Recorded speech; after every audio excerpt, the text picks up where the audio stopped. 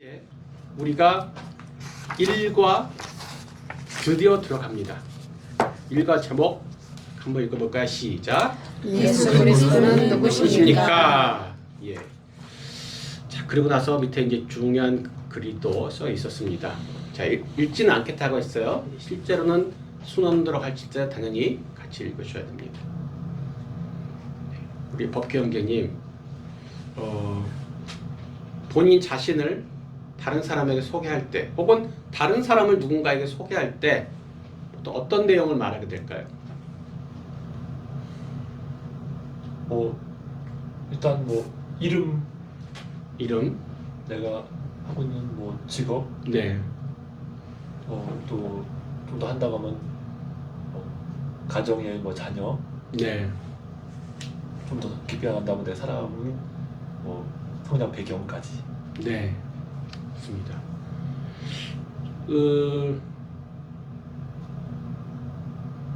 우리가 소개할 때,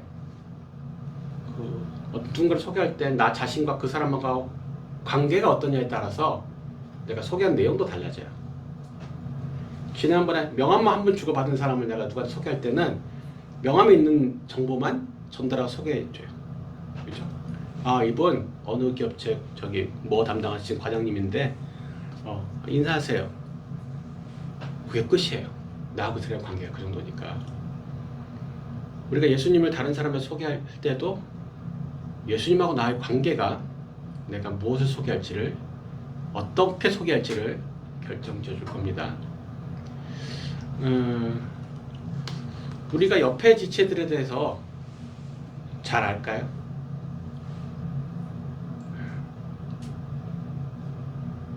방금 우리 법경님 얘기하신 것이 대부분이 인포메이션, 예, 그 사람에 관련된 이력서 정도에서 볼 수 있는 정보들인 것이죠.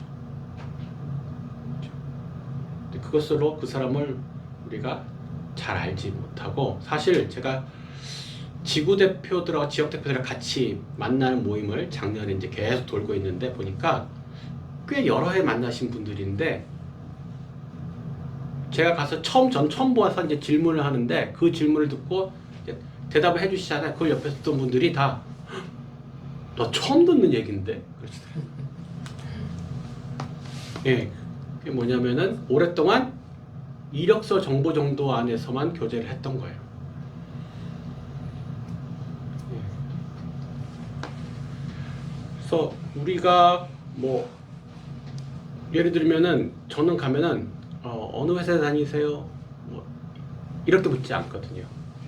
어느 회사를 다니신다 그러면 그래서 저는 하는 구체적 업무를 물어봐요. 저는 학교 선생님이라고 그러면 어떤 과목 담당하세요? 요즘 애들하고 있으면서 어떤 게 힘들어요? 요즘 어떤 민원들이 많이 들어와요? 저는 이런 질문하고, 법무관이라 그러면 그 법을 담당하신다고 해서 그러면 그럼 구체적으로 담당하시는 게 어떤 분야의 사건이냐? 회사 엔지니어래. 그러면 내가 잘 모르지만 그래도 그러면 구체적으로 거기서 본인은 뭘 담당하냐고 전 물어보거든요. 그냥 이분 현대자동차 다니세요? 그렇게만 알고 있어 다들. 여기 현대 연구소 다니세요만 알고 계시더라고요. 다들.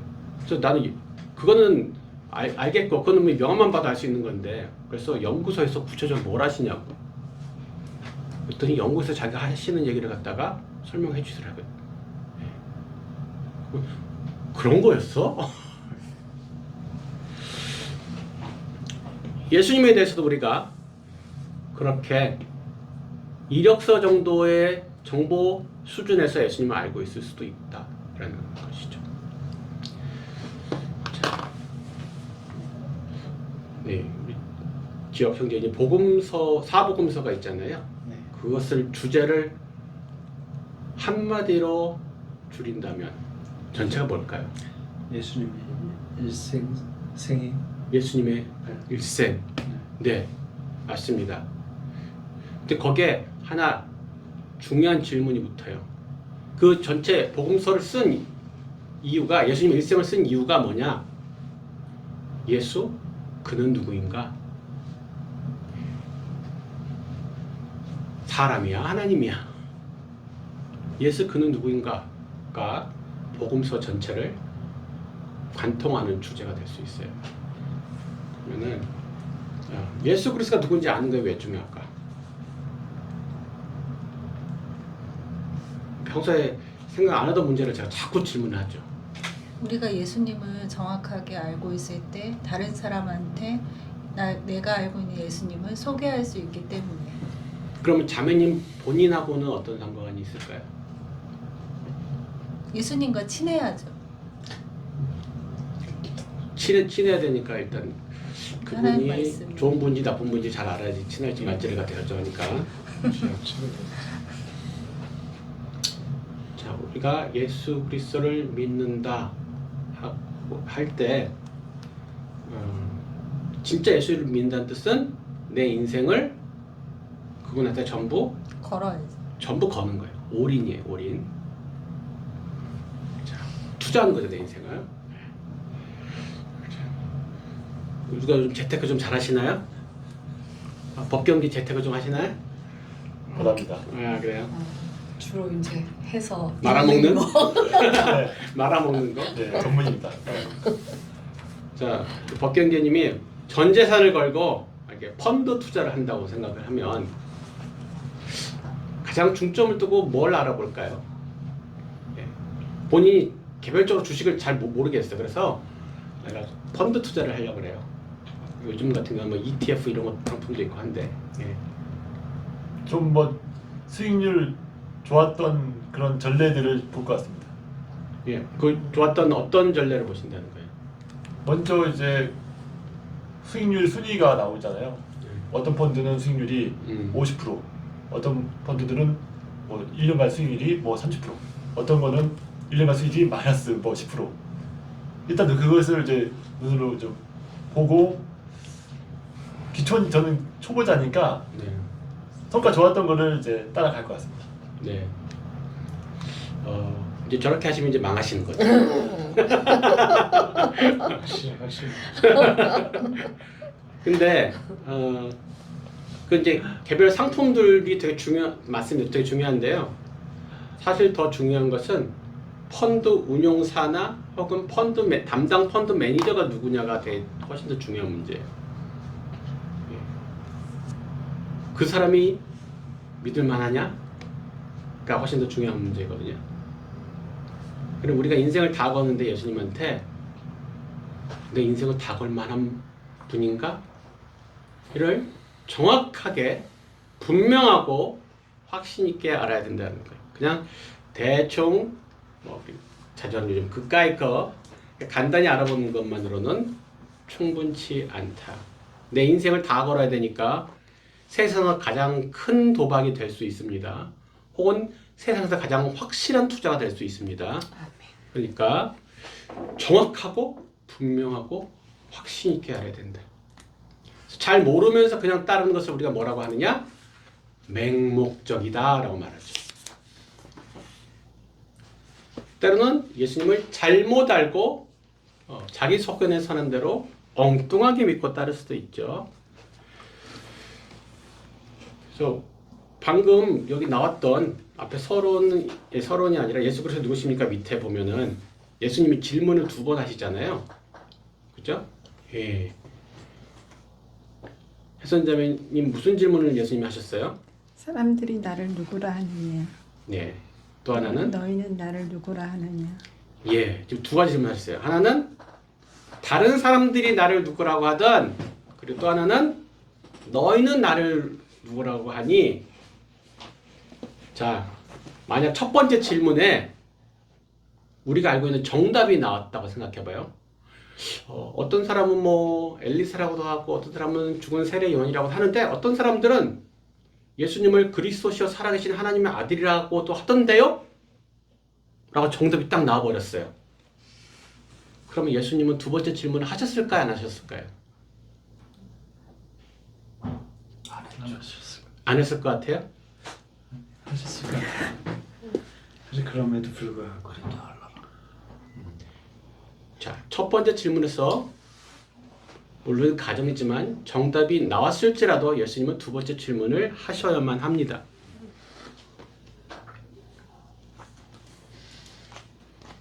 다른 사람들은 나를 어떻게 생각하는지 오케이 알았어. 근데 다른 사람 생각은 알겠고 근데 너는 나를 누구라고 지금 생각하는 거야? 자, 아브라함은 하나님을 만났죠? 이삭도 하나님을 만났어요. 근데 야곱한테 물어보면 하나님 누구신지도 아냐? 알아요. 저희 할아버지하고 아버지가 얘기하시던데 하나님이 이러이러신 분이래요. 라고 정답을 얘기할 수 있어요. 야곱이.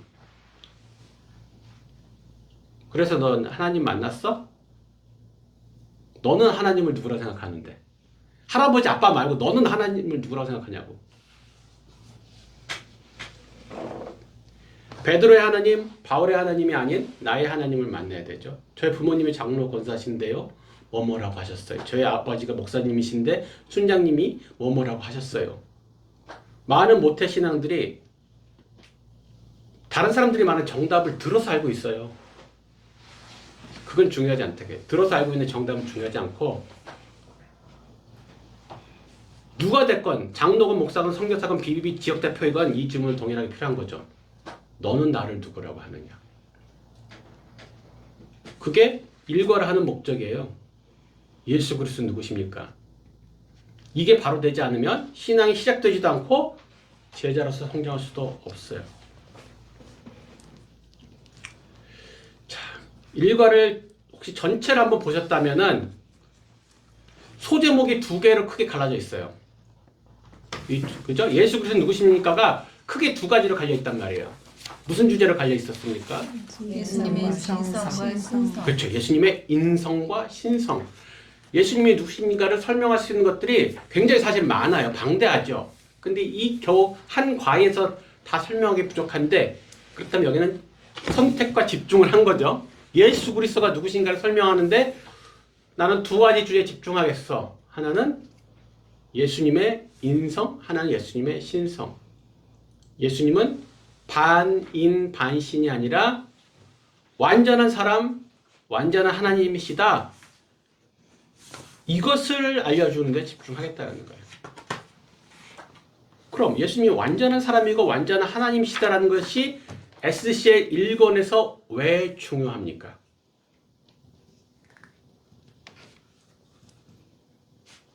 그냥 완전한 하나님만을 오셨으면 안 되나? 아니 완전한 사람으로만 왔으면 안 되나? 왜 예수 그리스도가 완전한 사람이고 또 완전한 하나님이시라는 것을 확신하는 것이 SCL 1권 전체에서 왜 그렇게 제일 중요하냐는 거예요. 왜 그게 일과를 차지해야 되냐는 거죠.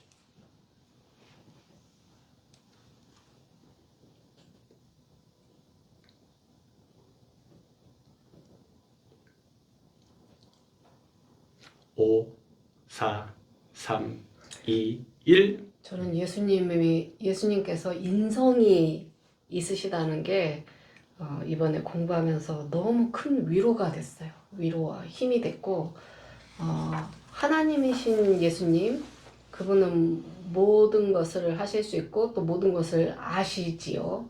하지만 우리의 고통을 실제로 우리와 같은 그런 고통을 겪지 않으셨으면 우리가 겪는 그 고통을 모르실 수도 있으셨을 것 같아요. 우리가 느끼는 그 고통의 체감도를.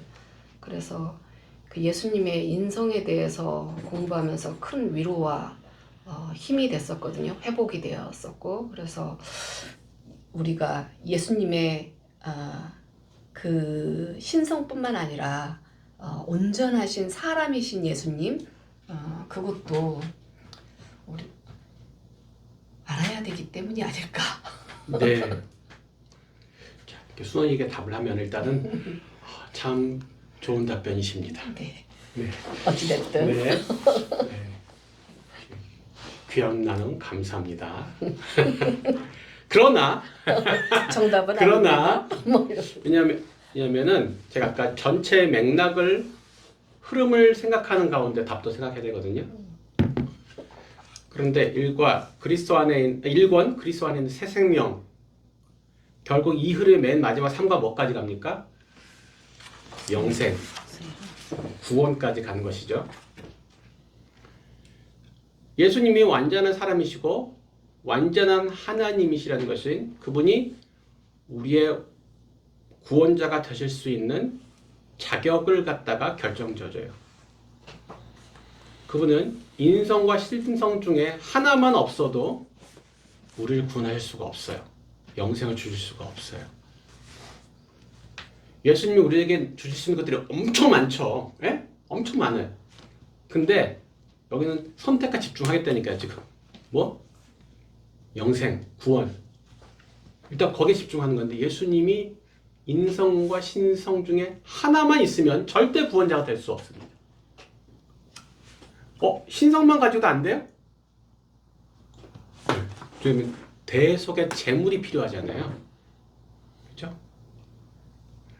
그래서 그 부분을 나중에 인성과 신성을 각각 하면서 한번 우리가 생각해 볼. 인성이 그래서 우리가 무슨 상관인데요?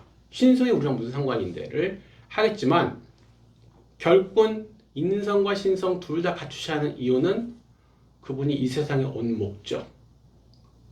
자기 백성을 죄에서 구원하시려 하십니다. 하는데 절대적이기 때문에 우리가 이것을 알아야 됩니다. 그래서 그분이 인성을 가지고 대속의 죄물이 되시고 신성을 가져서 그분이 영원한 생명을 주실 수 있는 그리고 소유자이시며 또한 심판자가 되시고 이런 것들이 다 연결이 되어 있죠. 자, 뒤에서 이제 인성부터 시작을 할 텐데 계속 성경에 기록된 내용을 당연하게 보지 말고 당연하지 않다고 생각하고 자꾸 뒤집어 생각하고 질문해 보시는 것을 권면드립니다. 계속 당연하게 보지 말라는 거예요. 우리는 너무 자주 보고 많이 들어서 당연하게 이 성경을 보고 있어요. 우리가. 나는 이 말을 생판 처음 보는 사람이고 이게 왜 이렇지? 라고 생각하셔야 돼요. 자꾸 그 관점에서 뒤집어요. 이게 아니면 자꾸 생각하시는 것이죠. 자, 우리 1번 영란 자매님부터 일단 여기는 답이 나와 있긴 하지만 한번 해주십시오. 갈라디아서 4장 4절은 하나님의 아들이신 예수 그리스도의 탄생에 대하여 어떻게 기록하고 있습니까? 때가 참에 여자에게서 나게 하시고 율법 아래에서 나게 하셨다고 말씀하고 있습니다. 하나님의 때가 무르익어서 사람들의 방법과 동일한 방법으로 여자에게서 나게 하셨고 율법 아래 율법의 다스림을 또 받으면서 태어나게 하셨다고 말씀하고 있습니다. 자, 여기 답에서 지금 우리가 풀려는 게 예수님의 인성이잖아요. 사람스러운 모습을 답변으로 찾는 거예요. 그럼 1번의 답의 핵심은 뭐겠습니까? 여자에게서 나셨다. 여자에게서 나셨다. 예, 이게 핵심이에요. 그게 인성이라는 거죠. 자, 제가 계속 당연하지 않게 보라고 생각해 질문했습니다. 자, 그러면 이걸 당연하게 우리가 예수님이 여자에게서 나셨지, 맞아. 이렇게 보지 않고 뒤집어 생각해 보세요. 만약 이렇게 안 오시면 어떻게 오셔야 될지.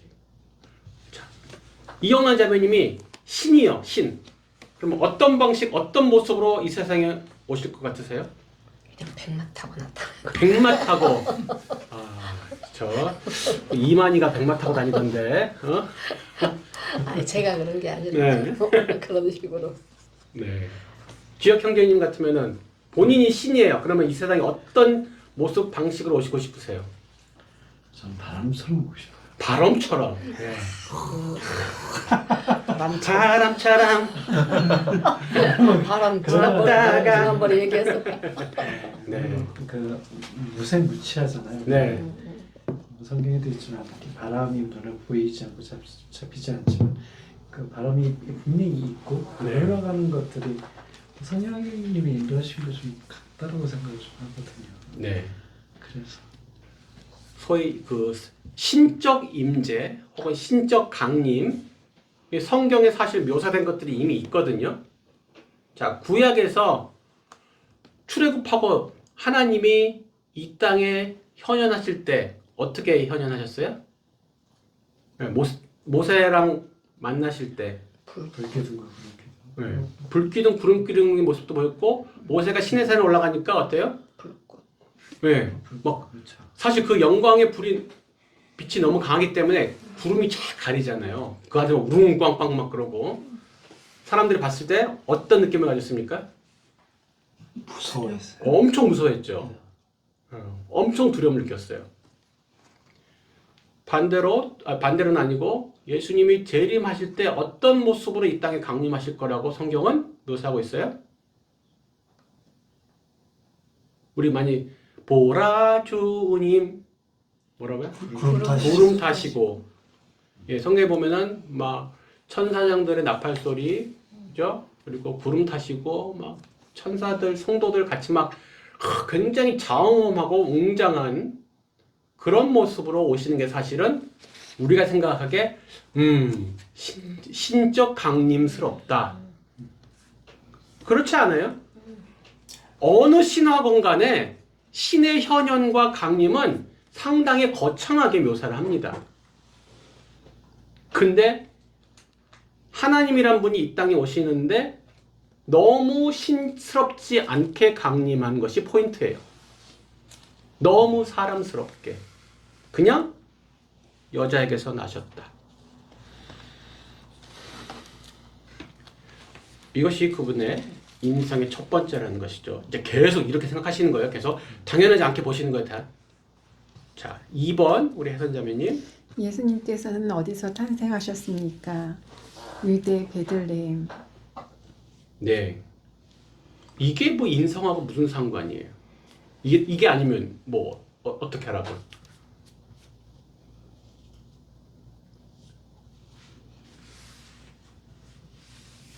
베들레헴은 다윗의 고향이고 메시아가 태어날 곳을 예언한 장소라서 특별한 장소이기 때문에 베들레헴에서 나셨습니다.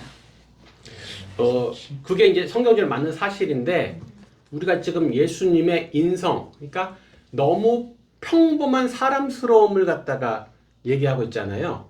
근데 방금 말한 것은 성경적 사실이죠. 그런데 예수님의 평범한 인생을 설명하는 게 아니에요. 오히려 예수님의 특별함을 설명하는 거란 말이죠. 베들레헴은 시골이었어요. 네. 그때 당시에는. 그러니까 뭐 좀 신이 태어난다 그러면은 뭔가 좀 화려한 곳에서 또 큰 도시에서 사람이 많은 곳에서 태어난 게 아니라 아주 조그만 시골 마을에서 태어나셨다는 것, 그런 것들이 예수님의 인성을 표현하는 거 아닐까. 그냥 보통 사람하고 똑같은. 약간 제가 느끼는 바로는 신격과 인격과 급이 달라요. 엄청. 신격이 더 완전 높은 하늘이고 인격은 땅이라고 표현을 한다면 그 하늘에서 계신 분이 레벨이 밑으로 내려오셨다라는 걸 보면은 우리와 동등됨을 취하기 위해서 맞춰줬다. 이 겸손함 이런 부분들을 보아서 인성이 이 부분 이 자체는 이제 사람 이 자체의 수준으로 낮춰서 오셨다라는 걸 좀 살짝 느끼게 됐어요. 예, 지금 말씀하신 게 맞는 말이에요. 아까 말한 건 맞는 말인데 지금 그 말씀하신 그것이 뭐냐면 신적 성품이에요. 그 겸손이 이 세상에 없는 가장 큰 낙차를 가지고 겸손하게 낮춰서 오신 신적 겸손함이라는 거예요. 네. 맞아요. 근데 지금 여기서 뭐를 하냐면은 우리는 모두 출생지가 있어요. 고향이 있어요. 전 출생지 전라남도 순천시 중앙동 17번지. 근데 호적을 밝혀버렸네. 큰일 났네. 지워야겠다. 네, 하여튼 출생지가 있어요. 여러분들 다 있습니다. 신은 출생지가 있습니까? 없습니까? 없어요. 신은 출생지가 없어요. 있으면 안 돼요. 그리고 신화에서는 신화는 사실 만들어낸 얘기죠. 거기서 신화에서 나오는 그런 신들의 출생지는 있을 수 있지만 구체적인 장소가 아니라 신격화한 굉장히 그럴싸한 어떤 장소예요. 예. 구체적으로 저처럼 어느 도시 몇 번지 이런 신화에서 그런 식으로 출생지를 말하지 않는다는 거예요. 일단 신화 자체는 진짜 신에 관한 얘기가 아니기 때문에 그렇다 치더라도 진짜 신은 만들어지거나 태어나신 분이 아니기 때문에 출생지라는 것 자체가 존재하면 신이 안 된다는 것이죠. 근데 예수님은 출생지, 주소가 있어요.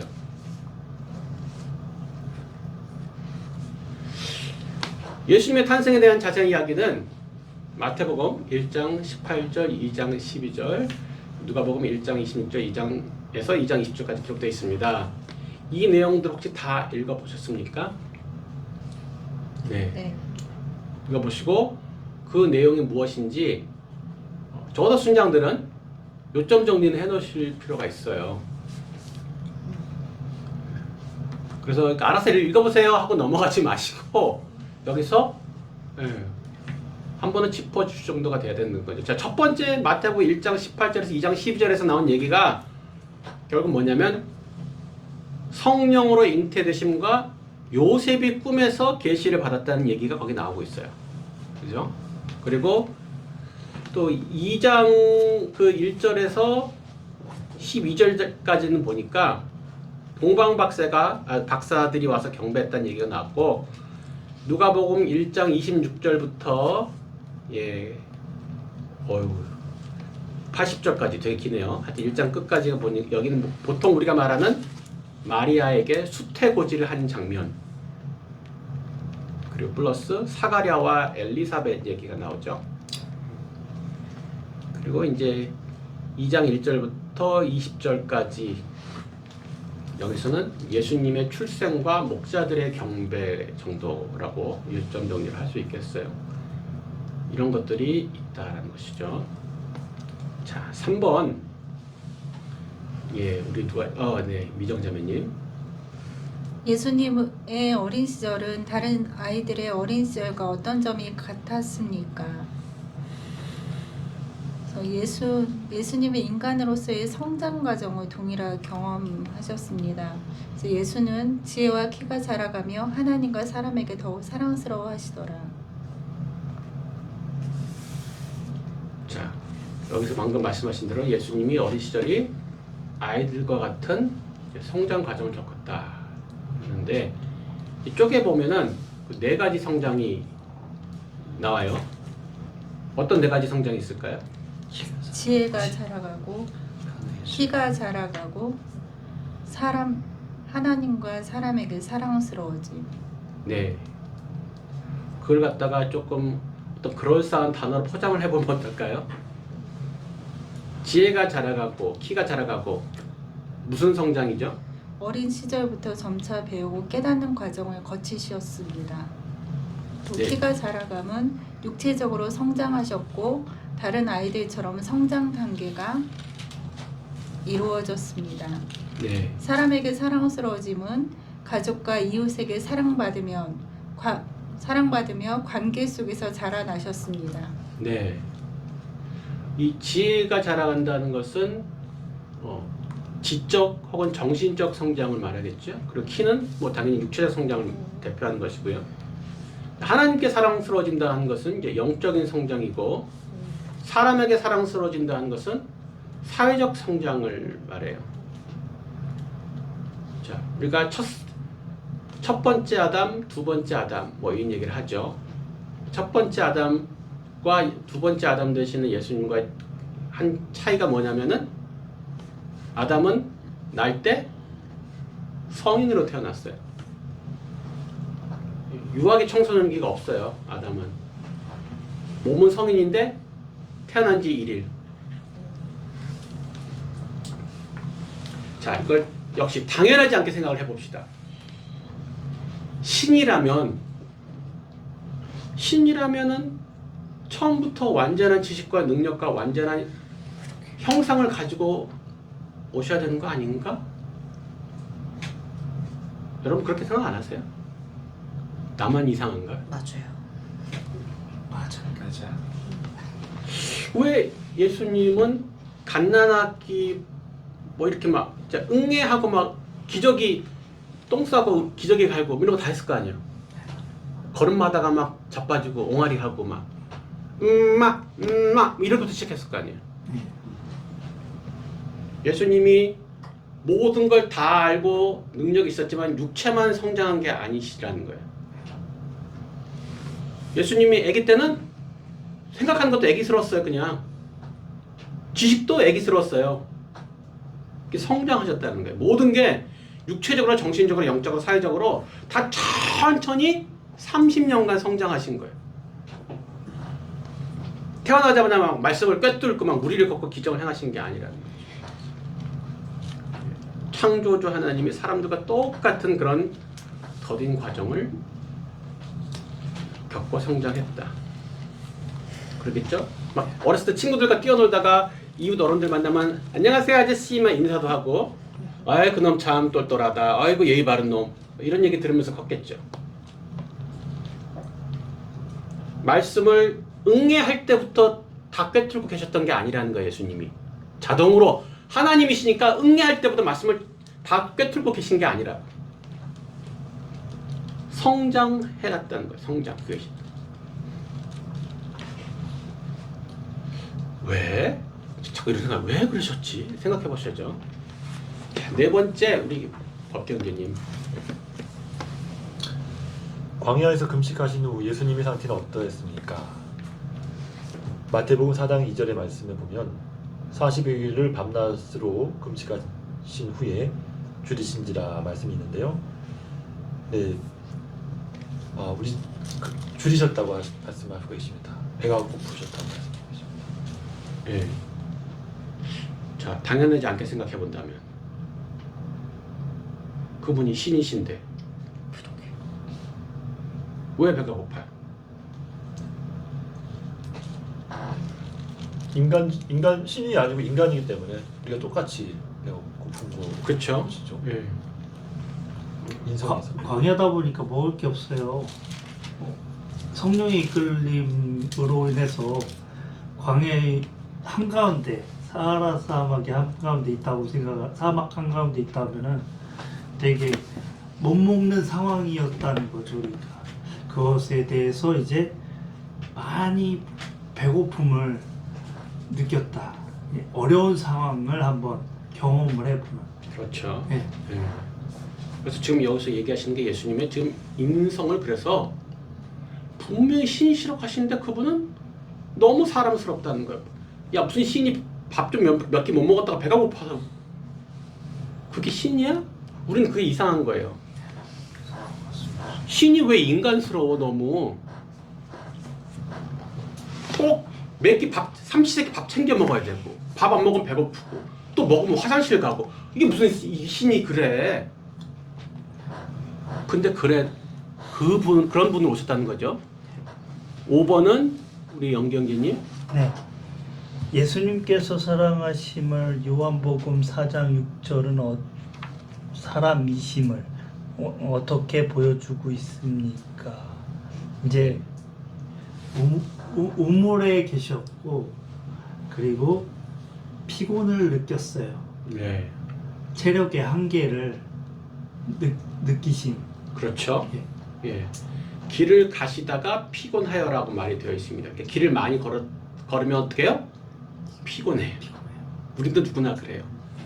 문제는 그분이 신이신데 그분도 많이 걸으니까 피곤해서 앉더라는 거죠. 분명히 예수님도 앉으시면서 아이고 하고 앉았을 거야. 그건 보나마나 해요. 예? 예수님이라고 막 폼지면서 앉을 수 없어요. 앉으면서 아이고 하고 앉으셨어. 육체적으로 피곤을 느끼시고 체력이 무한대가 아니시다. 그죠? 6번째는 지역 형제님.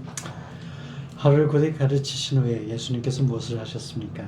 예수께서는 고물에서 베개를 베고 주무셨습니다. 주무심. 네. 성경에 보면 하나님은 어떠시다고 말하고 있어요? 여기에 반대되는 말이 있잖아요. 조지다. 그렇죠. 성경에 하나님은 졸지도 않고 주무시지도 아니하신대잖아요. 성경에 대놓고 적혀 있는데 예수님은 주무셨어요. 피곤하면 자셨어요. 얼마나 주무셨느냐? 폭풍과 밀려서 배가 뒤피게 생겼어도 계속 꿀잠을 주무실 정도로 잠을 잘 자셨다는 거예요. 그만큼 피곤하기도 하셨고. 하나님이면 몇 날 며칠 잠 안 자고도 뭐 걷어내야 되는 거 아닌가? 매일 잠을 자셔야 돼 꼭 하나님이?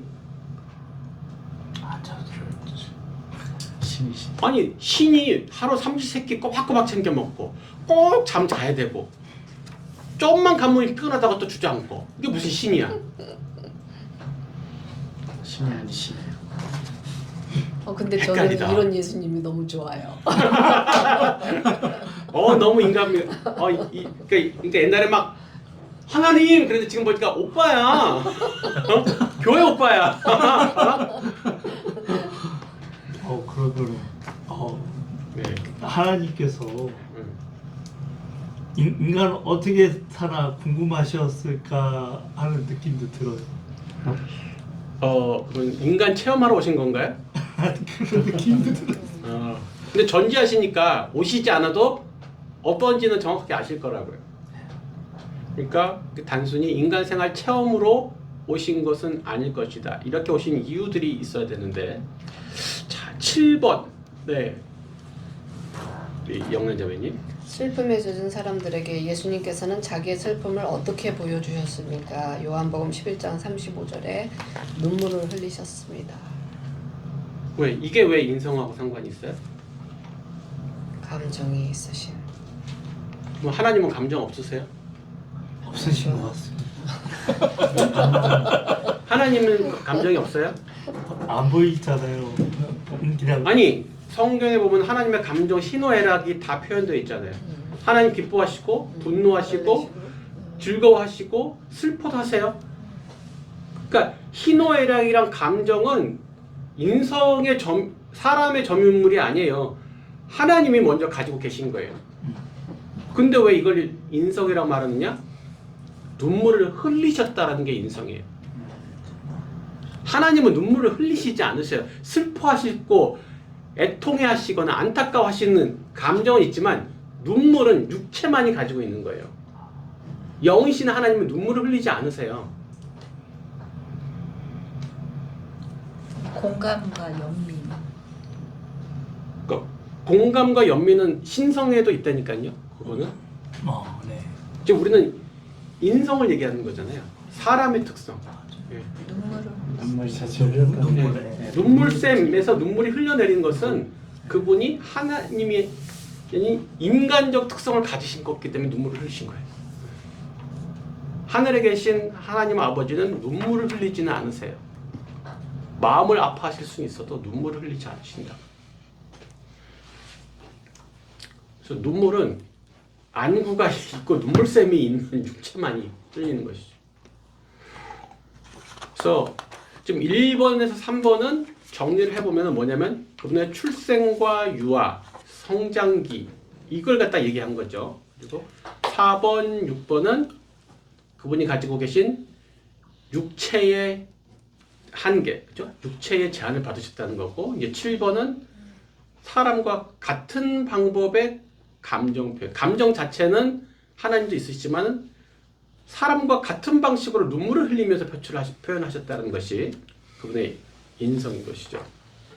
자, 그 밑에 피터 베인의 말이 있습니다. 네, 이것은 다 같이 읽으시면 되겠습니다. 자, 계속 우리가 그동안 너무 당연하게 봤던 예수님의 인성에 대해서 계속 뒤집는 시간이에요. 뒤집어. 자, 하나님의 일단 옵션을 생각해 봅시다. 하나님이 옛날처럼 그냥 구약처럼 선지자를 보내실 수도 있잖아요. 그렇죠? 자, 또 다른 옵션. 아까 말했던 장엄하고 위험 있는 그런 신의 모습으로, 신의 산처럼 아니면 재림 때 예수님처럼 그런 모습으로 오실 수도 있잖아요. 그런데 이제 진짜 질문. 왜 하나님은 완전하신 사람의 모습으로 오셨는가? 왜 갓난아기를 출생부터 시작해가지고 30년이라는 시간을 허비하면서 성장 기간을 거치고 모든 육체적 한계와 인간의 감정 방법을 가지시고 완전한 인간으로만 오셔야 됐는가?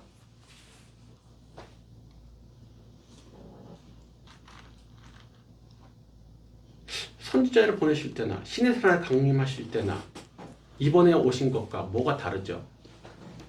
뭐가 다를까? 이미 구약에서 다 해봤던 거잖아요. 그죠? 선지자 보낸 것도 해보셨고 위험 있게 신의 사랑을 강림하신 것도 다 해봤어요. 근데 갑자기 뜬금없이 응애하는 아기로 오셨어요.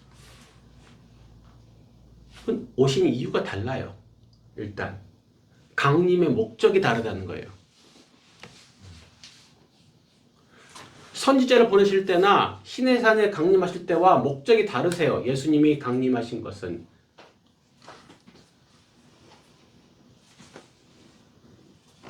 예수님이 사람으로 오셔야만 됐던 이유 첫 번째 구속이에요. 구속. 사람의 죄를 대속하기 위해서 지금 하나님이 오신 거잖아요. 그죠? 사람의 죄는 사람으로 대속하는 거예요. 그 전에 짐승으로 대속한 건 다 임시 땜빵이에요. 두 번째는 하나님과 사람 사이에 완전한 중보자, 완전한 다리로 오신 거예요. 그래서 완전한 양쪽의 다리가 되시는 중보가 되시기 위해서는 어떻게 해야 돼요?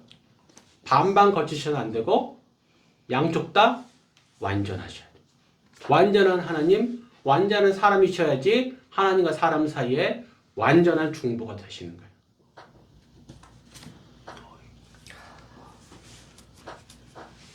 세 번째 오신 목적은 예수님이 계속 전하고 다니신 게 뭐였냐면은 하나님 나라 복음이었죠. 그럼 제가 하나님 나라의 핵심을 여러 번 말씀드렸어요. 하나님 나라의 핵심은 순종이라고. 하나님의 통치는 변하지 않는데 문제는 사람이 그 하나님의 통치 순종하느냐 못하느냐가 핵심이라 그랬잖아요. 예수님은 완전한 인간으로 오셔서 순종의 본을 보이셨어요. 이게 그분의 강림의 또 세 번째 이유예요. 순종의 나라인 하나님 나라의 완성을 위해서 내가 신으로서 본을 보이신 게 아니라 너희와 같은 동일한 인간으로서 완전한 순종의 본을 보여서 제자들이 따를 수 있는 깃대를 앞에 꽂아주신 거죠. 그러니까 우리는 맨날 위대한 하나님으로서 예수님만 생각하지만 사실 우리에게 순종의 본을 보이신 예수는 인간 예수예요. 그래서 아까 얘기했잖아요. 교회 형, 교회 오빠 같은 예수라고. 큰형, 큰오빠 같은 예수. 네 번째 예수님의 강림의 목적은 사람과의 교제를 위해서 완전한 사람의 모습으로 오신 거죠. 자, 신의 산에 하나님이 오셨더니 사람들이 편해했죠, 굉장히. 편하지, 엄청 불편했죠. 두려워서 뭐 죽을까봐 막 또 벌벌 떨었잖아요. 예. 네. 그러니까 그런 형태로 강림하시면은 아무도 하나님 곁에 안 가려고 한다는 거죠. 제가요 대표가 된다면서 되게 불편하겠는데요. 어디 식당에 가서 제가 먼저 앉지를 못해. 제가 앉으면요 일단 거기를 비우고 자리가 채워져요. 저는 아무것도 아니잖아요. 근데도 제가 일단 딱 앉으면은 제 테이블을 일단 비워두고 사람들이 멀리서부터 앉기 시작하더라고요. 국룰이야, 국룰. 무조건 멀리서부터 앉더라고요. 괴롭히시는 거예요? 내 옆에서부터 앉지 않아요. 그리고 맨 마지막에 결국 자리 없는 사람들이 제 옆에 앉는 거죠. 할 수 없이. 근데 하나님께서 신의 산의 그런 위험한 그런 그 위험 있는 모습으로 강림하시면 아무도 예수님 옆에 가고 싶지 않다. 무서워. 근데 예수님이 완전한 사람의 모습으로 오셨기 때문에 오히려 너무 만만하게 봐서 문제일 정도로 그죠? 그래서 예수님이 제자들과 보여주신 완전한 교제 모습이 있잖아요. 24시간 붙어 있으면서. 그거는 장래의 영원한 천국에서 우리가 주님과 누릴 영원한 교제의 맛보기인 거예요. 샘플로 보여주는 거예요. 나중에 우리가 하늘나라 가면 우리가 예수님을 무서워하거나 두려워하지 않고 12제자가 예수님과 그렇게 교제했던 것처럼 우리는 예수님과 친밀한 교제를 할 건데 그걸 미리 이 땅에서 보여주신 거예요. 근데 그러려면은 그분이 우리한테 맞춰서 완전한 사람의 모습으로 오셔야만 된다. 사람이지만 죄는 없으심, 이 두 개를 하고 털어버리도록 할까요? 8번은 누구 하실 차례더라? 네, 잠깐만요. 예수 그리스도께서는 모든 사람들과 똑같이 시험을 받으셨지만 어떤 점이 우리와 다르십니까? 우리의 연약함을 함께 느끼시고 고통받으시지만 죄는 없으시다 라고 되어 있습니다. 네. 여기 보니까 사람이지만 똑같은 사람은 아니다. 그 다른 점이 뭐가 있는데 그게 뭐냐면 죄는 없으시다는 거죠. 왜 죄가 없으셔야 돼요?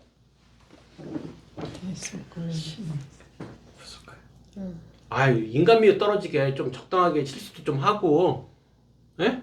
그러시면 안 되나? 그래 진짜 우리랑 친해지고 정말 사람스럽지. 너 이건 인간미가 좀 없으신데. 인간미가 없어도 할 수 없어요. 재물을 위한 재물은 절대로 흠이 있으면 안 되기 때문에 죄인이 죄인의 죄를 대속할 수는 없어요. 죄가 없는 흠 없는 어린 양 혹은 의인만이 죄를 대신할 수가 있죠. 9번 유정자매님.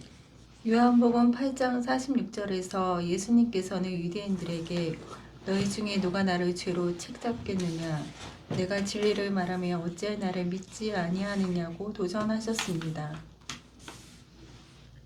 네. 그러니까 이걸 읽는 게 아니라 요약해서 답을 말씀을 해주시는 걸로. 네. 어찌할 나를 믿지 아니하느냐. 여기 지금 문제가 보면 빈칸이 있죠. 유대인들에게 뭐뭐 하라고 도전하셨어요?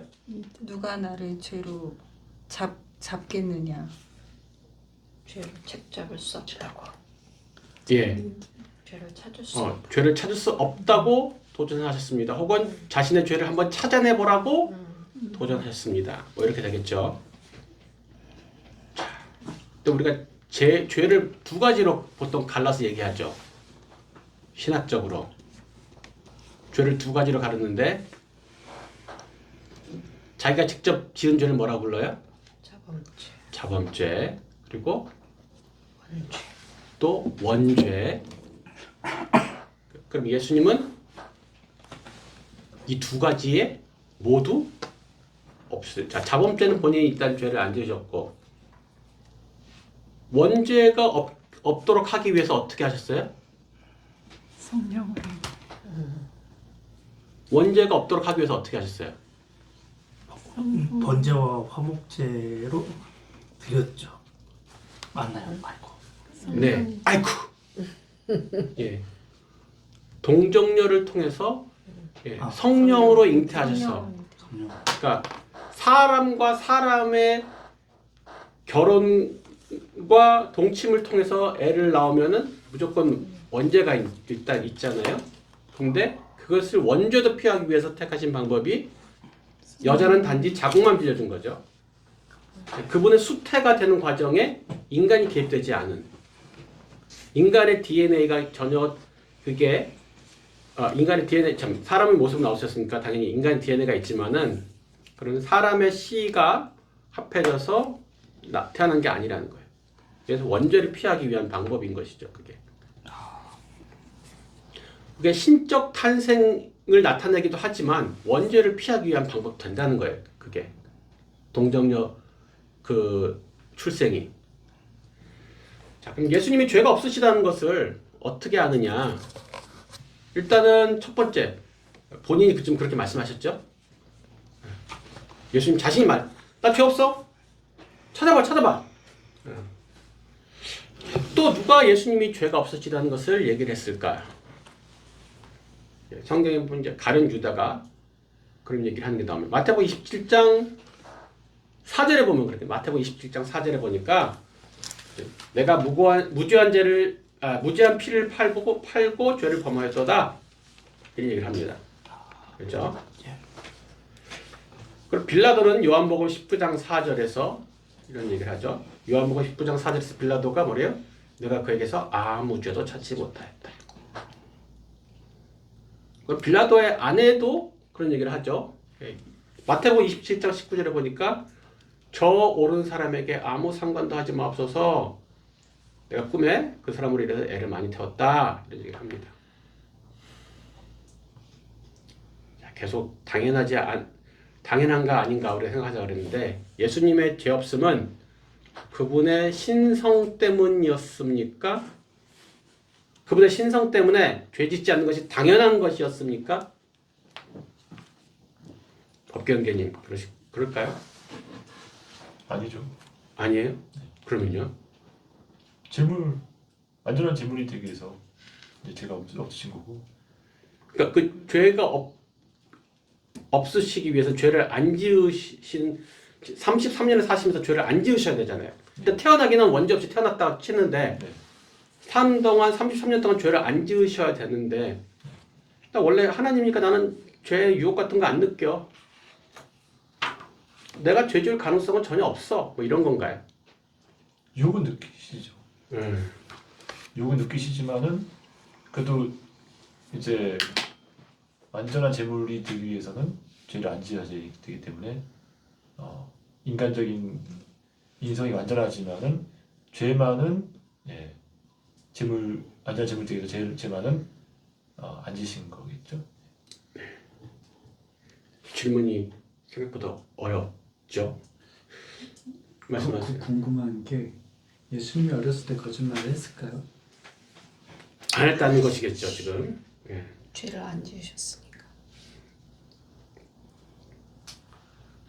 그러면 어린애가 거짓말을 하는 것들이 다 죄인가요? 그러니까 그분은 우리의 연약함을 깊이 이해하시면서도 완전한 순결과 거룩을 지키시는 분이시기 때문에 죄를 지을 수 없다.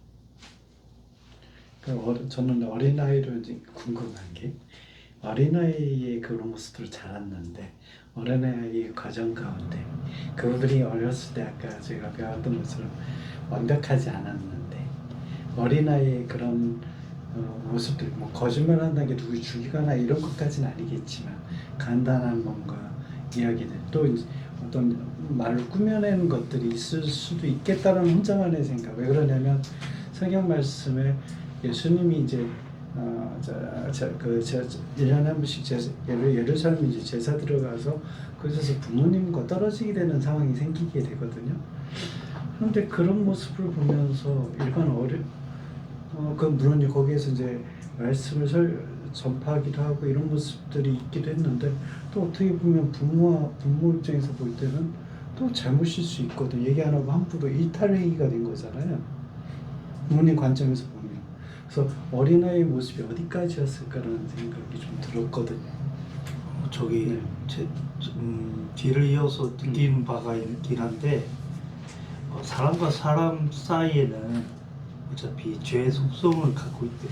예수님 말고 다른 사람과 사람 사이의 관계적으로 이런 거 봤을 때 죄 이게 되잖아요. 하지만 하나님과 그 예수님과의 사이의 관념으로 들었을 때는 죄가 없으심, 죄가 없다라는 것도 예수님 표현한 거 뭐냐면 믿음이 있다고 이제 많은 병자들 앞에서도 이렇게 너의 믿음으로 구원을 받았다 이런 말씀 하시는 이 바탕으로 보았을 때는 하나님과 우리의 사이의 관계에 대하여 다룬 내용이 이제 죄가 있다 없다 순종과 불순종 이런 부분이 아닌가 느꼈어요. 근데 사람과 사람 사이는 흠이 좀 많잖아요. 도덕성부터 눈에 보이는 게 너무 많고. 거짓말을 했을 수도 있다. 아니 그건 아니고. 그러니까 우리가 이제 성경 공부를 하면서 궁금했어. 많이 호기심이 나는 영역들이 있는데 그러니까. 성경에서 말한 데까지만 우리는 간다는 거예요. 네. 성경에서 말하지 않는 부분은 네. 남겨둔다는 거죠. 네. 예, 그래서 어린아이가 어디까지 죄를 지을 수 있는가, 아니면 어릴 때 지은 죄는 어떻게 되는가, 뭐 이런 것들에 대해서 성경이 명확한 얘기를 안 하고 있으면은 우리는 이제 거기서 멈추는데, 단지 이거는 있어. 예수님은 죄성이 있게 태어나셨어요? 없게 태어나셨어요? 없게 태어나셨어요. 그러면 당연히 죄를 안 짓겠네. 맞습니까? 맞습니다. 네, 맞습니다. 죄성이 없었던 사람이 인류상 있었어요? 없었어요? 사람 없었죠. 있었죠. 있었죠. 아담과 하와가 막 창조됐을 때는 죄성이 없었다고, 죄를 짓지 않았으니까. 그들이 죄를 짓고 나서 죄성이라는 것이 발생하게 됐단 말이죠. 그런데 막 창조됐을 때 완전한 상태에서, 죄성이 없는 상태에서도 죄를 짓더라는 거예요. 유혹을 받으면 넘어지고. 죄를 지을 수 있다라는 거예요. 그러면 예수님은 죄성을 안 갖고 태어나셨지만, 그러나 육체적 한계와 인간적 욕망, 사단의 유혹, 이런 조건들이 있었기 때문에 예수님이 죄를 지을 가능성은 여전히 존재는 했었다는 거예요. 물론 그분이 우리 같은 사람이었으면 당연히 죄를 지으셨겠지만, 예수님은 하나님이시면서 인간이셨기 때문에 죄를 짓지 않았다는 것은 맞긴 맞지만, 그것이 전혀 유혹도 느끼지 않는 그런 식의 무죄는 아니라는 거예요. 아까 말했죠? 육체적 한계, 인간적 욕망, 사단의 유혹 다 존재한다는 거예요. 그래서 그분이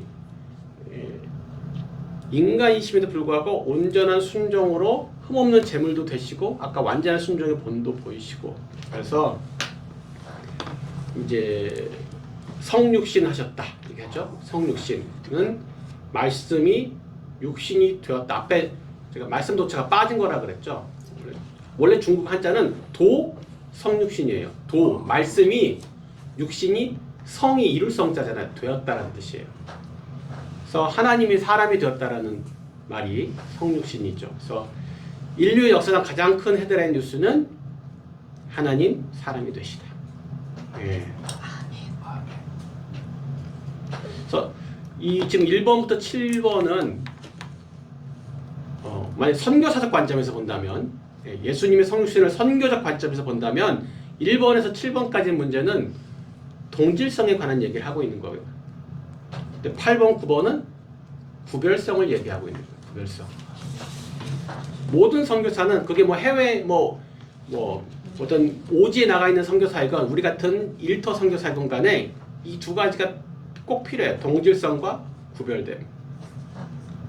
그래서 일터 선교를 목사님이 하실 수 없는 이유가 뭐냐면 구별됨은 있는데 동질성을 확보를 못해서 그래요. 근데 평신도 일터 선교사는 동질성은 그냥 출근만 하면 자연스럽게 확보가 돼요. 근데 이제 구별됨을 힘써 지켜야 된다는 문제가 있죠. 이제 우리가 오늘 인성을 다 했는데 결국 인성을 다 한 후에 그렇구나 한 것으로 끝나는 것은 의미가 없고, 그래서 so what 이게 중요했거든. 예수님께서 완전한 사람이지만 죄는 전혀 없어지다는 사실이 나와 무슨 상관인데, 너랑 무슨 상관인데, 이 질문 하셔야 돼요. 예. 그게 하나의 지식으로만 습득이 되어지면 의미가 없다는 거죠. 예수님의 인성, 거룩한 구별됨이 나랑 무슨 상관인가?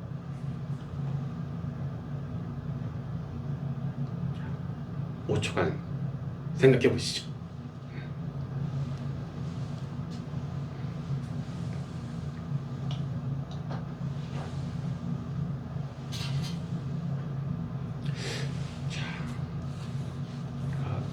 실제 순모임처럼 마냥 기다릴 수는 없어서 조금만 생각하시고, 첫 번째는 그래서 나의 완전한 대속자가 되신다는 것이죠.